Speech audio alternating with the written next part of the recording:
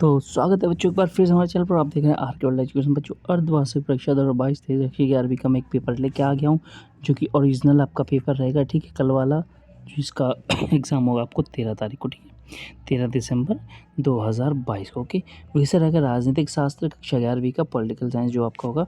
पूर्णांक 70 नंबर का रहेगा तथा समय आपका 3 घंटे का रहेगा। सभी प्रश्नों को हल करना है, जो आप पढ़ लेना।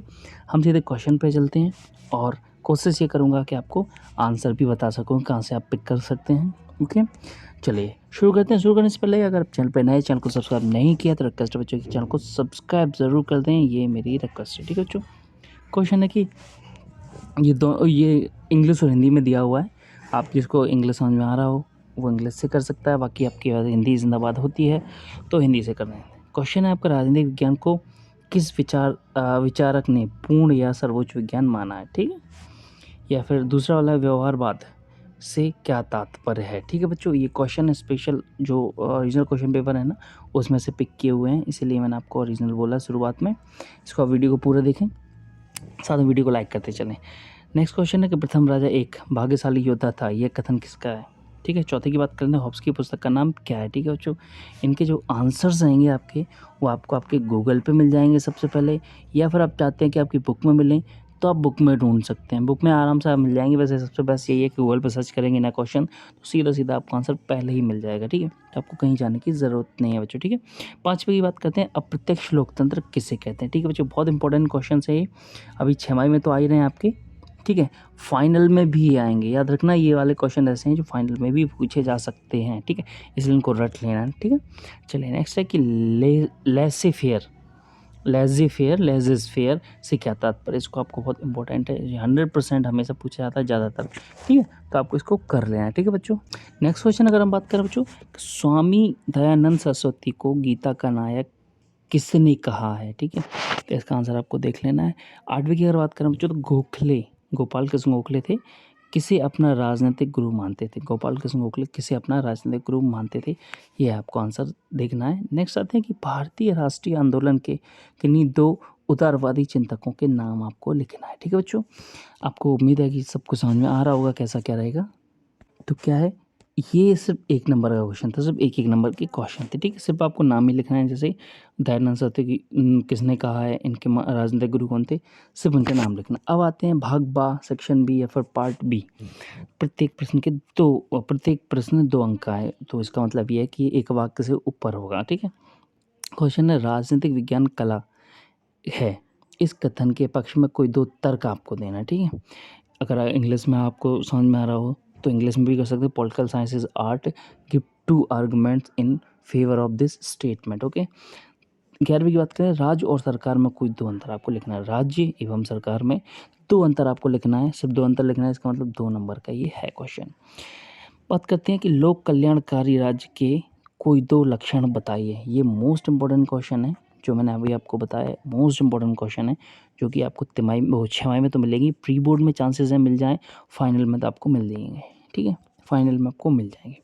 13 की बात करें तो रोल टेट क्या है, ये तो आपको पढ़ ही लेना है। ठीक है, अब आते हैं 14वें क्वेश्चन कि द्वैध शासन से क्या तात्पर्य है। द्वैध शासन प्रणाली क्या है ये आपको बताना है। What does duplex rule means. ठीक है, 15वीं की बात करें तो कौटिल्य के अनुसार राज्य के 7 अंग कौन कौन से होते हैं। ठीक है, तो आपको ये इसके आंसर देख लेना है, गूगल पे मिल ही जाएंगे।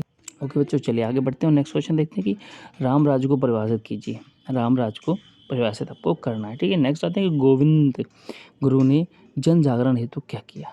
ठीक है बच्चों, ये आपके कंप्लीट होते हैं 2 नंबर वाले। अब आते हैं हम भाग सा सेक्शन सी, जो कि आपको 3 नंबर वाले क्वेश्चन मिलेंगे। ठीक, चलिए इनको देख लेते हैं, इनको समझते हैं कि व्यवहारवाद के लक्षण, आधारभूत सामान्यताएं आपको लिखना है। ठीक है बच्चों, इंग्लिश में भी दिया हुआ है।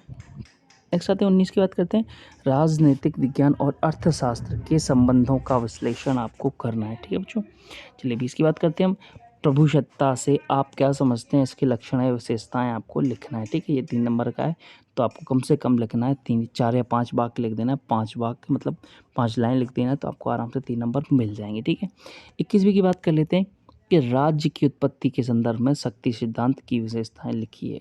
ठीक है, मैंने पहले ही बताया आपको कि ना ही ये छमाही के स्पेशल हैं। ठीक है उसमें क्वेश्चन सारे पूरे क्वेश्चन में से आपको छमाही के, जैसे कि मान के चलो आपका जो टोटल है ओटी छोड़ दो, रिक्तस्थान छोड़ दो, 70 छोड़ दो, उसके बाद जो क्वेश्चन है ना उसमें से आपको इसमें से पूरे के पूरे मिल जाएंगे। ठीक है बच्चों। और फाइनल की अगर बात करूँ तो ये फाइनल के लिए बहुत इंपॉर्टेंट, इसलिए अगर आप पूरे क्वेश्चन देख लेते हैं, पूरे क्वेश्चन याद कर लेते हैं, या फिर इनको लिख के अपने फेयर रजिस्टर में रख के लिख लेते हैं और उनको याद कर लेते हैं तो बहुत फ़ायदा होगा। ठीक है, इसका मतलब ये है कि आपके अच्छे नंबर चांसेस हैं कि मिल जाएंगे। ठीक है, नेक्स्ट क्वेश्चन आते हैं कि लोकतंत्र एवं कुलीन तंत्र में अंतर आपको स्पष्ट करना है। अंतर हमेशा बोलता हूँ आप कम से कम 4 अंतर करके जाएं, एक भूल भी जाए तो 3 लिख के आना। ठीक है, नेक्स्ट है अगर आपको 3 आ रहे हैं, चौथा भी आ रहा है तो चौथा भी लिख देना।